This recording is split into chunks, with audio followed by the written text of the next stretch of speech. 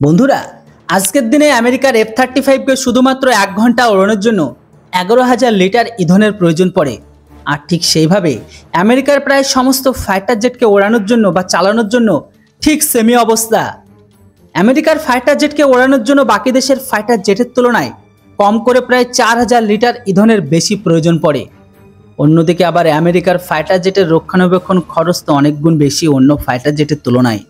আর ঠিক এমনটা খরচ করার কারণেই আমেরিকার সমস্ত ফাইটার জেট অনেক বেশি দামি বলে প্রমাণিত হয় বিশ্বে, যেটিকে যেমন তেমন গরিব বা ভিখারি দেশের পক্ষে মেনটেনেন্স রাখা সম্ভব নয়, বিশেষ করে পাকিস্তান আর পূর্ব পাকিস্তান মতো দেশের কাছে। এই জন্য পাকিস্তান আজকের দিনে তাদের ফাইটার জেটগুলো বিক্রি করে দিতে চায়, তো অপরদিকে এই জন্য পূর্ব পাকিস্তানের সমস্ত ফাইটার জেট থেকে অলওয়েজ দূরে থাকে। যাই হোক, রাশিয়া এখন তাদের Su-75 চেকমেট ফাইটার জেট কিনে অনেক বড় একটি প্রস্তাবকে দিয়েছে। অপরদিকে রাশিয়া ভারতের প্রয়োজনীয়তা অনুসারে Su-75 চেকমেটকে রিডিজাইন করবে ভারতের জন্য, আর এই রিডিজাইনটা কিন্তু সম্পূর্ণ ভারতের মডিফিকেশন অনুসারেই হবে।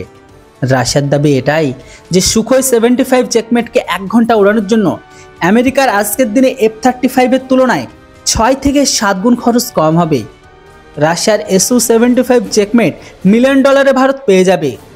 টোটালি রাশিয়ার দাবি অনুসারে Su-75 চেকমেট ভারতের রক্ষা বাজেটের জন্য মাথার উপর কখনোই বোঝা হয়ে দাঁড়াবে না, কেননা অলরেডি সুখোই ফাইটার জেটকে 1 ঘন্টা বা প্রতি ঘন্টা ওড়ানোর জন্য আমেরিকা ফাইটার জেটের তুলনায় 6 থেকে 7 গুণ খরচ কম আসবে ভারতের। তো সেখানে আবার সুখোই 75 চেকমেটকে যে মেনটেনেন্স খরচ হয়, সেই মেনটেনেন্স খরচ অতীব কম বা নামাত্র হতে পারে, যেখানে আবার ভারতের জন্য সুখোই 75 চেকমেটকে নিজেদের দেশের ভেতরেই তৈরি করে আরও সহজ হয়ে উঠবে আমাদের, কেননা ভারত প্রথম থেকেই অলরেডি সুখোই ফাইটার জেটকে নিজেদের ঘরের ভেতরেই তৈরি করছে। তো বন্ধুরা, আপনারা এখন দেখলে বুঝতে পারবেন যে রাশিয়া আবারও নতুনভাবে ভারতকে তাদের লোভনীয় বা Su-75 চেকমেট ফাইটার জেটকে ভারতের কাছে বিক্রি করবার জন্য রাশিয়ার কাছে থাকা স্টকের সমস্ত রকম লোভনীয় অফার দিচ্ছে ভারতের পাশে। বন্ধুরা, এবার আপনারা বলুন, ভারতের এই লোভনীয় অফারকে দেখে ভারতের কি রাশিয়ার এই ফাইটার জেটকে কিনে নেওয়া উচিত? কেননা আমেরিকার জিনিস ভালো হলেও আমেরিকার অনেক শর্ত থাকে তাদের জিনিসের ওপর। এমনকি আমেরিকার জিনিস কিনে ব্যবহার করতে গেলে আমেরিকার পারমিশন লাগে।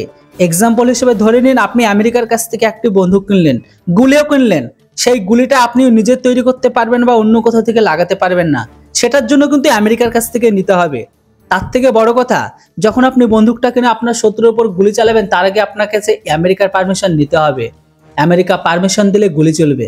গুলি যদি চালিয়েও দেন, কটা গুলি চালিয়েছেন তারও ডেটা দিতে হবে আমেরিকাকে। তাহলে একবার ভাবুন, অস্ত্র কিনছেন আপনি, সমস্ত কিছু করছেন আপনি, আর সব কিছু করার জন্য আপনার কাছে আমেরিকার পারমিশন লাগবে। আশা করি বুঝতে পেরেছেন আমার কথার মানেটা। যাই হোক, এবার আপনারা বলুন, রাশিয়ার ফাইটার প্লেন একরকম এইরকম কিন্তু কোনো সমস্যায় আসে না আমাদের। এবার আপনারা বলে দিন, ভারতের কি রাশিয়ার ফাইটার প্লেন নেওয়া উচিত? যে সমস্ত অফারগুলো রেখেছে অবশ্যই আপনাদের মতামত কমেন্ট বক্সে লিখে জানান। Thanks for watching. জয় হিন্দ, বন্দে মাতরম।